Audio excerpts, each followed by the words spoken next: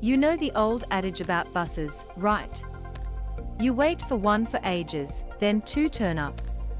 It's been 14 years since the last production of Andrew Lloyd Webber's Phantom of the Opera played in Sydney, when Anthony Warlow reprised the title role that made him an international star. Now, in the space of a few months, thanks to COVID, the city will host two within the space of 6 months. Josh Piterman will be stalking Sydney Opera House's Joan Sutherland Theatre later this year, in Australia's first look at the refreshed Phantom that reopened on the West End in 2021. But first up is this supersized one-off staging, directed by Simon Phillips and mounted on a huge pontoon anchored off the Domain's Fleet steps, before an audience of up to 3,000 per night. A Phantom al fresco. It doesn't seem a natural fit. It's a drama of interiors, physical and psychological, and gloomy ones at that. How does a story that revels in the subterranean stand up against a glittering skyline? What chance does a lake of dry ice have in a harbour breeze?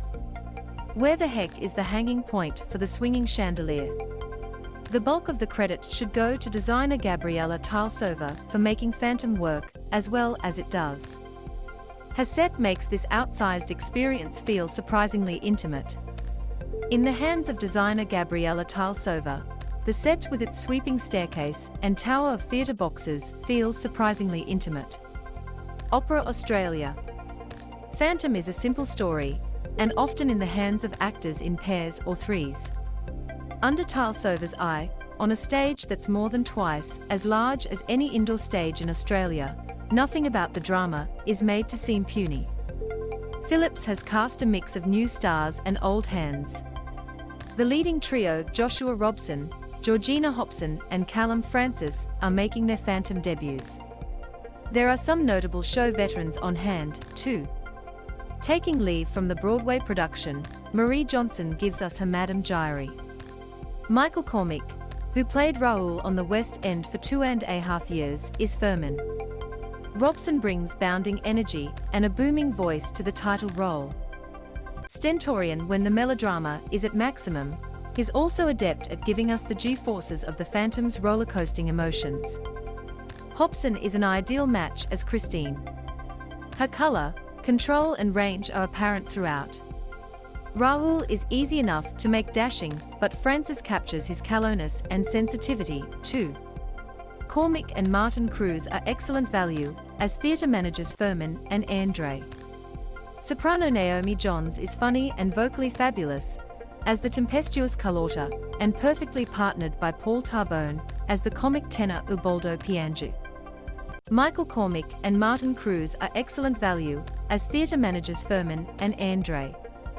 Opera Australia. Tilesova's costuming is inventive and eye-catching. The 30-strong ensemble has a lot of ground to cover, and while some of the exits and entrances seem ponderous compared to those in a more conventionally scaled show, when they look this good you're happy to watch them.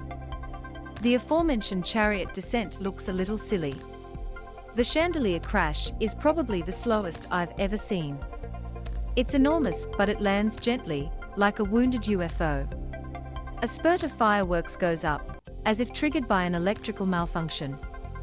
There's no lake of dry ice here, but a ring of fire looks fantastic, even if it momentarily places the Phantom into Johnny Cash territory.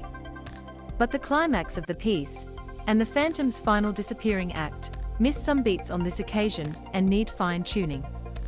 The costuming is inventive, eye-catching and big on bird feathers. Opera Australia. Under Guy Simpson's baton, the orchestra delivers the score with the ample feeling and brassy colours that the traditional 27-member complement of musicians can generate. Chances are this will be the last time you hear it thus. The West End refresh of the show features a pit band of 14 players, with woodwind, brass and some violin parts delivered on digital keyboards. Lloyd Webber was present on this opening night, on stage for the curtain call, and delivered a short DJ set at the after-party.